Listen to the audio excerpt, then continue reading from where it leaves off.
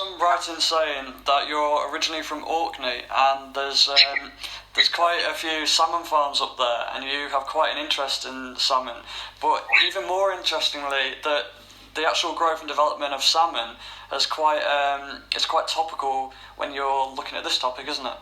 Yeah, it's quite funny. My brother actually studied marine biology at Aberdeen University, and he actually is the managing director for a whole series of salmon farms in the Shetland Islands. He works for Greek Seafoods and a big Norwegian company.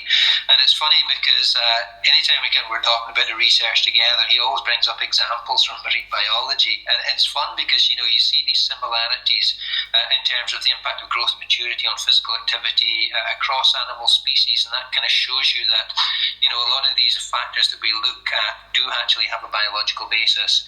So the reason this whole story with the salmon came up is I was talking to him about I have a PhD student who's been working with Royal Ballet, with One Dance UK, looking at selection and maturity in ballet. And ballet is a classic sport where they select for late developing girls.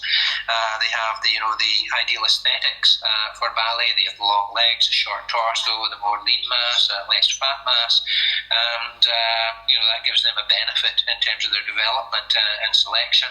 And so I was telling my brother about this, and he goes, "Oh, it's the same thing in salmon farming. We select for late developers." And I goes, "Come on." I goes, "How can you explain this?" And he says, "Well, you think about it, when a salmon hits puberty, it changes greatly. They develop these big hooked jaws. A lot of the colour from the flesh goes out to the skin, to make it a brighter colour.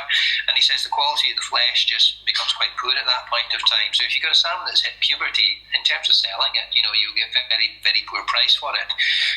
So the last thing you want as a salmon farmer is a salmon that's going to hit puberty relatively early. But they also want salmon that are going to be big so they can sell them too. So what they actually select for in salmon farming is fish that grow quickly but mature late. So that means that you've got the fish for 2 or 3 years worth of growth, where it's a big fish by the time it's about to hit puberty. And obviously just before it hits puberty, that's when you want to come in and harvest them so you can maximise the profit. And I thought this was a really nice example in terms of why growth and maturation are not exactly one and the same. They are related to one another, but they're not exactly one and the same. And just because you're a late developer, it doesn't mean that you're not growing fast.